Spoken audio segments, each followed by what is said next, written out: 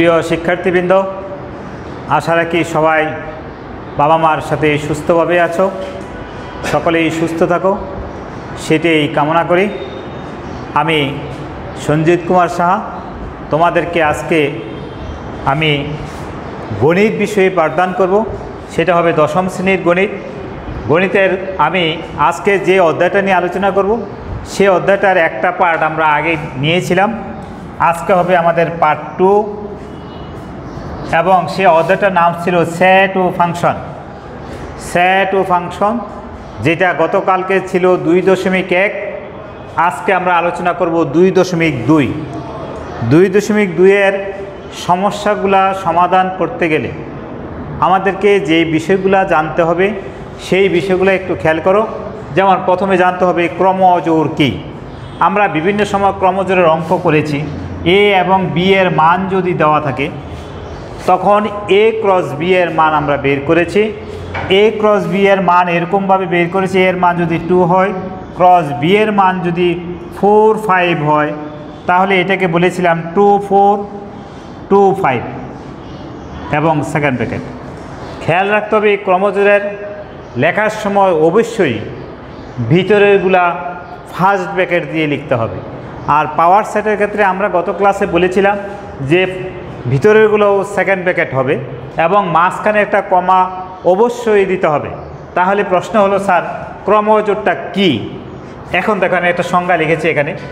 যদি এক জোড়া উপাদানের মধ্যে কোনটি প্রথম অবস্থানে এবং কোনটি দ্বিতীয় অবস্থানে থাকবে তা নির্দিষ্ট করে দেওয়া হয় তবে ওই জোড়াকে ক্রমজোড় বলে। যেমন এই উপাদানটা প্রথমে থাকবে এবং এই উপাদানের সাথে এই উপাদানটা একবার যাবে, আবার এই উপাদানটার সাথে এই উপাদানটা একবার যাবে। মূলত এটা হলো আমাদের এক্সের উপাদান আর এটা হলো ওয়াইয়ের উপাদান। ক্রমজোড়টাকে এইভাবে প্রকাশ করা হয়, এক্স ওয়াই ইকুয়াল টু 2, 3, 2, 3। এটাকে আমরা সমাধান অঙ্ক করার সময় আমরা এক্স ওয়াইয়ের মান যখন লিখি তখন কিন্তু আমাদেরকে এইভাবে লিখতে হয়, অর্থাৎ এটা হলো এক্সের মান, এটা হলো ওয়াইয়ের মান। এখন দেখো কার্টেসীয় গুণজ দুইটি সেটের একটি উপাদান দ্বারা প্রথম পদ এবং অপরটি উপাদান দ্বারা দ্বিতীয় পদ ধরে যতগুলো ক্রমজোড় গঠন করা সম্ভব তাদের সেটকে কার্টেসীয় গুণজ বলে। যেমন আমি এখানটা উদাহরণ দিয়েছি, দেখো যেমন এ ক্রস বি, এর মান ধরেছি 2, বি এর মান ধরেছি 2, 4। এখানে আমাদের এই ক্রস গুণনের কারণে অর্থাৎ কার্টেসীয় গুণজ, এই ক্রস গুণনের কারণে 2, 2, 2, 4 হয়েছে। এখন এই উপাদানগুলোকে যেহেতু দ্বিতীয় বন্ধনী দ্বারা প্রকাশ করেছি তাহলে সেটা হয়ে গেছে একটা সেট। এইটা হয়ে গেছে আমাদের একটা সেট। এই জন্য এইটা হলো এই যে গুণনটা, এই গুণনটা হলো কার্টেসীয় গুণজ। তারপরে অন্বয়। অন্বয় মানে কি? রিলেশান, সম্পর্ক। যেমন বাংলাদেশের সাথে বাংলাদেশের রাজধানীর সম্পর্ক, আবার রাজধানীর সাথে জেলার সম্পর্ক, জেলার সাথে থানার সম্পর্ক, থানার সাথে ইউনিয়নের সম্পর্ক, ইউনিয়নের সাথে গ্রামের সম্পর্ক, গ্রামের সাথে পাড়া মহল্লার সম্পর্ক। এই যে সম্পর্ক, এই সম্পর্কটা আমরা নির্ণয় করব। এই সম্পর্ক নির্ণয়ের একটা সূত্র আছে যেটাকে অন্বয় বলা হয়। ফাঁকা নয়, অর্থাৎ ফাঁকা সেট নয়, উপাদান নাই এরকম হলে হবে না। ফাঁকা সেট নয় অর্থাৎ ফাঁকা নয় এরূপ দুইটি সেট এ এবং বি হলে কার্টেসীয় গুণজ সেট এ ক্রস বি, অথবা অশূন্য উপসেট এ হতে বি সেটের একটি অন্বয় বলা হয়। যদি আমাদের এরকম একটা সেট দেওয়া থাকে, এরকম একটা সেট দেওয়া থাকে, এইটা হলো আমাদের এ সেট, এইটা হলো বি সেট। এইটার উপাদান যদি হয় এক্স, ওয়াই, জেড, এখানে 1, 2, 3, এই প্রত্যেকটা উপাদানের সাথে মিলিত হতে পারে। মিলিত হওয়ার পরে আমরা ক্রস গুণনও করতে পারি, আবার সম্পর্কও দেখাতে পারি। যে কথাটা আমি বলছি, যেমন দেশের সাথে রাজধানীর সম্পর্ক, আবার রাজধানীর সাথে জেলার সম্পর্ক বা বিভাগের সম্পর্ক, এই সম্পর্ক অনুসারে সেটাকে বলা হয় এবং এটাকে লেখা হয় R is the subset equivalent of A cross B. এই আরটা হলো রিলেশান থেকে আসছে, অন্বয়, সম্পর্ক। এই সম্পর্ক থেকে আরটা আমাদের এসেছে। এই সম্পর্ক দিয়ে আমরা কিছু সমস্যার সমাধান করব, সেটা দেখবে আশা রাখি। তারপরে হলো ফাংশন। এইখানে একটা ফাংশন শব্দ আছে, যেমন গত ক্লাসে আমরা এই সেট সম্পর্কে বলেছিলাম, আজকে আমরা বলতেছি এই ফাংশন। তাহলে ফাংশনটা কি? সাধারণত এক্সের একটি মানের জন্য ওয়াই এর কেবল একটি মাত্র মান পাওয়া যায়, মান পাওয়া যায় এবং এক্স ও ওয়াই এর মধ্যে যে সম্পর্ক তৈরি হয় তাই ফাংশন। অর্থাৎ এইটা কি আমাদের একটা সম্পর্ক, রিলেশান। এই যে সম্পর্ক রিলেশান, এই সম্পর্কটা যদি তৈরি হয় তাহলে সেটাকে বলা হবে ফাংশন। ফাংশনকে বাংলায় অপেক্ষক বলা হয়। এই কথাটা তোমাদের জন্য খুবই গুরুত্বপূর্ণ। অনেক সময় অবজেক্টিভে চলে আসে, ফাংশনকে বাংলায় বলা হয় অপেক্ষক। তারপরে আছে আমাদের ডোমেন, রেঞ্জ। কিছু কিছু অঙ্ক আছে সম্পর্ক দিয়ে বলবে তার ডোমেন ও রেঞ্জ নির্ণয় করো। তাহলে ডোমেনটা কি? ডোমেনটা হলো এই যে ক্রমজোর থেকে আমরা ক্রমজোরগুলো পেয়েছি, যেমন এখানে ক্রমজোর হলো 2, 3, 4, 5, 6, 7, এটা একটা ক্রমজোর, অথবা রিলেশান আর ইকুয়াল টু এটা। এই ক্রমজোরের প্রথম উপাদানগুলোকে নিয়ে যে সেটটা গঠিত হবে, অর্থাৎ ডোমেন হবে ডোম অফ আর ইকুয়াল টু 2, 4, 6 এবং রেঞ্জ হবে আর ইকুয়াল টু 3, 5, 7। অর্থাৎ ডোমেন হলো ক্রমজোরের প্রথম উপাদানগুলোকে নিয়ে যে সেট গঠিত হবে তাকে বলা হবে ডোমেন, আর রেঞ্জ হলো ক্রমজোরের দ্বিতীয় উপাদানগুলোকে নিয়ে যে সেটটা গঠিত হবে সেটা হলো রেঞ্জ। অথবা আমরা বলতে পারি এক্সের যে মানগুলো আছে সেই মানগুলোকে নিয়ে যে সেটটা গঠিত হবে সেইটাকে বলা হবে ডোমেন, আর ওয়াইয়ের যে মানগুলো আছে সেই মানগুলোকে নিয়ে যে সেটটা গঠিত হবে সেটাকে বলা হবে রেঞ্জ। এখন আমরা এই যে বিষয়বস্তুগুলো আলোচনা করলাম, এই আলোচনার প্রেক্ষাপটে আমরা কিছু সমস্যা আসতেছি, সেই সমস্যাগুলো একটু দেখো।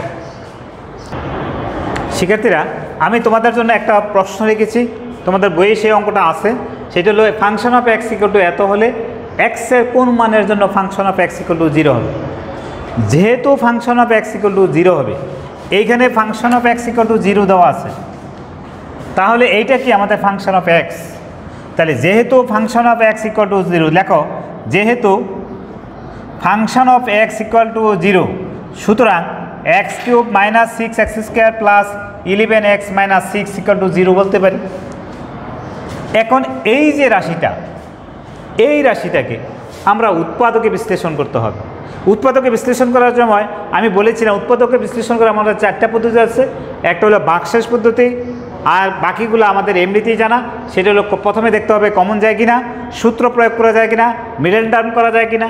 এখানে আমরা একটা সূত্র প্রয়োগ করতে পারি। দেখো a cube minus 3a square, যদি আমরা বিকে 2 চিন্তা করি তাহলে 3 দুগুণে 6x square plus 3ab square minus b cube. এখন এইটুকু সমান আমাদের এইটুকু হয়ে গেল। তাহলে এখানে 4, 3, 4, 12, কিন্তু এখানে আছে আমার কত 11, আর এখানে আছে -6, এখানে পেয়ে গেছি আমি -8। তাহলে আমি এইখানে একটা এক্স বেশি লিখেছি, তাহলে যেহেতু একটা এক্স বেশি লিখেছি তাহলে -x, আর এখানে আমি -8 দিয়ে দিয়েছি কিন্তু আমার আছে -6, তাহলে এইখানে আমি -2 বেশি দিয়েছি, এই জন্য +2 দিয়ে দিলাম, তাহলে ইকুয়াল টু 0। এখন দেখো এই যে এইটুকু সমান আমাদের হয়ে গেল x minus 2 whole cube, a cube minus 3a square b plus 3ab square minus b cube. এটা হলো আমাদের a মাইনাস b হোল কিউবের সূত্র। আর এইখান থেকে যদি আমি -1 কমন নিই তাহলে আসতেছে x মাইনাস 2 ইকুয়াল টু 0। এই বিষয় থেকে আসতেছে x মাইনাস 2 আমাদের একটা কমন যায়, আনকমন থাকে x মাইনাস 2 হোল স্কোয়ার -1। এখন আমি যদি মনে মনে এটাকে a ধরি আর এটাকে b ধরি তাহলে a square minus b square আমরা বলতে পারি। তাহলে x minus 2 into x minus 2 plus 1 into x minus 2 minus 1 equal to 0, বা x minus 2 into x minus 1 into x minus 3 equal to 0। এখন এইখানে তিনটা রাশির গুণফল ইকুয়াল টু 0, তিনটা রাশির গুণফল ইকুয়াল টু আমাদের এখানে জিরো দেওয়া আছে। যেহেতু তিনটা রাশি গুণফল ইকুয়াল টু জিরো, তাহলে প্রত্যেকটা রাশিকে আমরা আলাদা আলাদাভাবে জিরো বলতে পারি। সুতরাং হয় x - 2 ইকুয়াল টু জিরো, অথবা x - 1 ইকুয়াল টু জিরো, অথবা x - 3 ইকুয়াল টু জিরো। এখানে সুতরাং x ইজ ইকুয়াল টু 2, সুতরাং x ইজ ইকুয়াল টু 1, সুতরাং x ইকুয়াল টু 3। কারণ এখানে -2 এই পাশে এসে হয়ে গেছে +2, এখানে -1 এই পাশে এসে গেছে +1, এখানে -3 এই পাশে এসে হয়ে গেছে +3। তাহলে x এর মান কত কত পেলাম? 1 2 3। তাহলে আমরা বিষয়টা বলতে পারি x এর মান 1 2 3 এর জন্য function of x equal to 0 হবে। এইটি আমাদের অ্যান্সার। শিক্ষার্থীরা, আশা রাখি অঙ্কটা নিশ্চয়ই বুঝতে পেরেছো, এবং আমাদের এরকম সমস্যা যদি থাকে এই সমস্যাগুলোকে আমাদের এইভাবে ধরে সমাধান করতে হবে।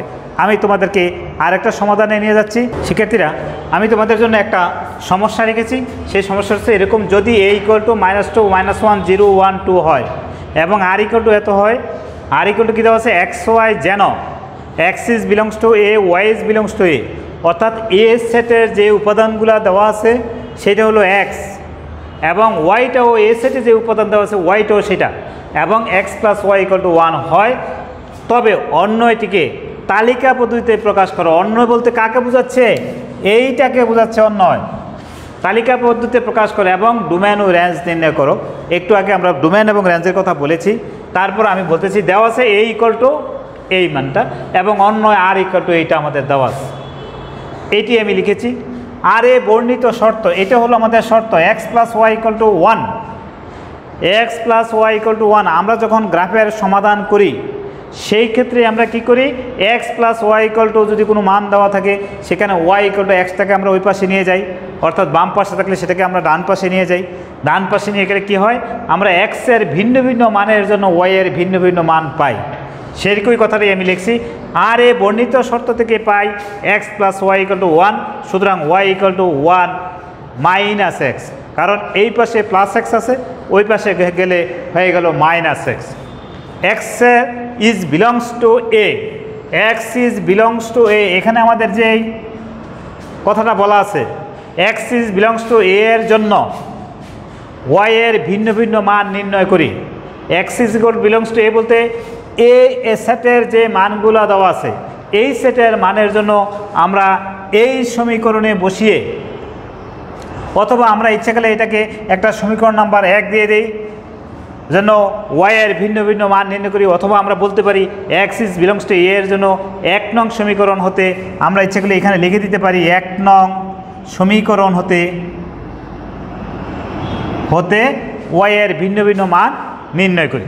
তাহলে x y আমরা যেভাবে ক্লাস 8এও করেছি, x y এখানে আমরা এই যে a সেটের উপাদানগুলোকে লিখে নিলাম, অর্থাৎ এইখানে যে শর্ত দেওয়া আছে এই শর্ততে x এর জায়গায় আমরা এই মানগুলোকে বসাবো।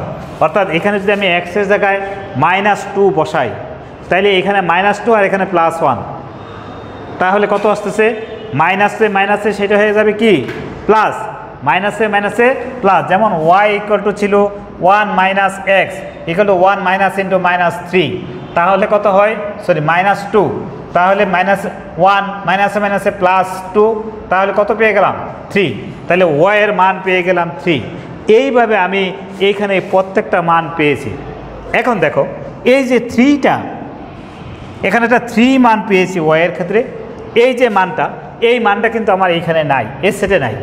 যেহেতু এ সেটে নাই, আবার বলছে y is belongs to a, ওয়াইটা হতে হবে এ সেটের উপাদান। এ সেটে যে উপাদানগুলো আছে সেই উপাদানটা হবে কি? y। তাহলে y এ আমি এই যে 3 পেলাম, এই 3টা কিন্তু আমার এ সেটে নাই, সেজন্য এই 3টা কি হবে না? এ সেটের উপাদান হবে না। এই জন্য বলছি 3 is not belongs to a, 3 is not belongs to a। সুতরাং -2 3 -2 3 এটা হলো x এর উপাদান, এটা হলো y এর উপাদান। ক্রমজোড়ের কারণে এটা হবে প্রথম উপাদান, এটা হবে দ্বিতীয় উপাদান। এই জন্য -2 3 is not belongs to a, অর্থাৎ এই যে দুইটা উপাদান, এই দুইটা উপাদান এই সেটে থাকতে পারবে না। এখন বাকি যে ক্রমজোড়গুলো রয়ে গেল সেগুলো হলো আমার রিলেশন বা অন্বয় বা সম্পর্ক। তাহলে -1 2 0 1 1 0 2 -1 এই ক্রমজোড়গুলো আমি লিখেছি। কয়টা? একটা, দুইটা, তিনটা, চারটা ক্রমজোড় লিখেছি। এইটা আমরা কি পেয়ে গেলাম? রিলেশন পেয়ে গেলাম। এখন এই রিলেশন থেকে আমাদেরকে ডোমেন এবং রেঞ্জ বের করতে হবে। আমাদেরকে কি বের করতে হবে? ডোমেন এবং রেঞ্জ। তাহলে এখন ডোমেনটা কিভাবে আমরা বের করবো একটু আগেও বলেছি। সুতরাং ডোম অফ, যেহেতু আর, এই জন্য বলতে হবে ডোম অফ আর ইকুয়াল টু এখানে -1 0 1 2। তাহলে আমরা এটাকে লিখতে পারবো -1 0 1 2 এবং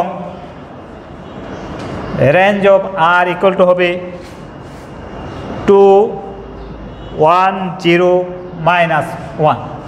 শিক্ষার্থীরা অবশ্যই খেয়াল রাখবে যে এই ক্রমজোড়গুলোর মধ্যে যদি একই উপাদান দুইবার আসে তাহলে আমরা সেই উপাদানটাকে একবার নিতে পারবো, দুইবার নিতে পারবো না।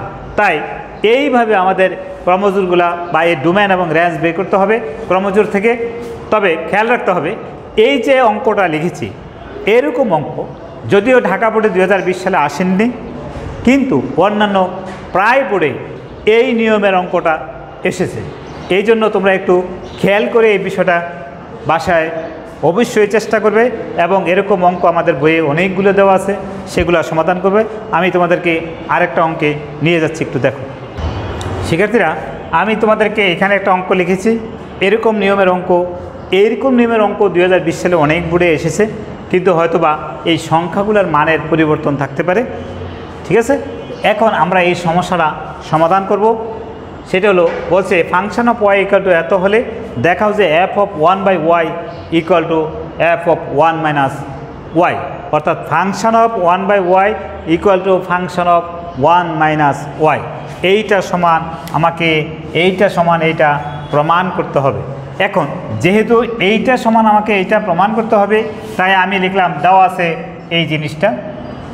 এখন সুতরাং এখন এই যে ওয়াই, এই ওয়াইয়ের স্থলে আমরা এই 1/y বসাবো, ওয়াইয়ের স্থলে 1/y বসাবো। তাহলে f of 1/y equal to 1/y whole cube -3 into 1/y whole square plus 1 divide by 1/y into 1 - 1/y। এখন এই যে বিষয়টা এইখান থেকে দেখা যাচ্ছে যে আমাদের যে বিষয়টা দাঁড়াচ্ছে 1/y cube -3 into 1/y square plus 1। এখন এইটা দ্বারা যদি আবার আমি এটাকে গুণ করতে চাই 1/y ইন্টু এটা লসাগু হলো y, তাহলে y -1, তাহলে এই বিষয়টা কী দাঁড়াচ্ছে দেখো 1/y cube -3/y square plus 1 divided by y -1 divided by y square divided by y square. এখন উপরের অংশটা থেকে যদি আমি লসাগু নিতে চাই, লসাগু হবে আমাদের y কিউব যদি লসাগু y কিউব দ্বারা y কিউবকে ভাগ করলে 1, তাহলে 1 মাইনাস y স্কোয়ার দ্বারা y কিউবকে ভাগ করলে y দ্বারা 3কে গুণ করলে 3y। এটা দ্বারা এটার নিচে একটা মনে 1 আছে, 1-এর নিচে আরেকটা 1 আছে। এই 1 দ্বারা যদি y কিউবকে ভাগ করি তাহলে y কিউব দিয়ে 1কে গুণ করলে প্লাস y কিউব, আর নিচে আসতেছে y -1 divided by y square. এখন এইটা হলো আমাদের লব আর এইটা হলো আমাদের হর। এখন আমরা জানি আর আমাদের এইটা হলো মূল ভাগ। যদি মূল ভাগের নিচের অংশ হরের অংশ যদি আমরা মূল ভাগটাকে গুণ চিহ্ন করতে চাই তাহলে বিষয়টা কি দ্বারা এইটাকে উল্টে দিতে হয়। তাহলে সেই কাজটা আমরা এখন করব, দেখো। তাহলে 1 - 3y plus y cube divided by y cube into এটা হয়ে যাবে y square divided by y -1। এখন দেখো আমরা যদি এইটা আর এইটা একটু কাটাকাটি করি তাহলে নিচে থাকে কি শুধুমাত্র y ইন্টু y -1 আর উপরে 1 - 3y প্লাস y কিউব। তাহলে এটা কি সমান পেলাম আমরা? Function of 1/y। সুতরাং function of 1/y equal two এটা পেলাম।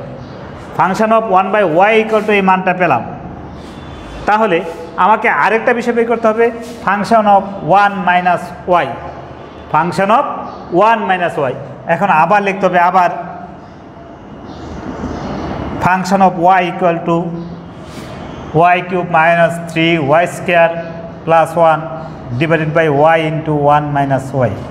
এখন যেহেতু ফাংশন অফ 1 মাইনাস ওয়াই, তাহলে ওয়াইয়ের স্থলে আমাকে কি করতে হবে, 1 মাইনাস ওয়াই বসাতে হবে, 1 মাইনাস ওয়াই বসাতে হবে। যদি আমি ফাংশন অফ 1 মাইনাস ওয়াই বসাই, তাহলে কি দেখে, 1 minus y whole cube minus 3 into 1 minus y whole square plus 1, নিচে হবে 1 minus y into 1 minus into 1 minus Y.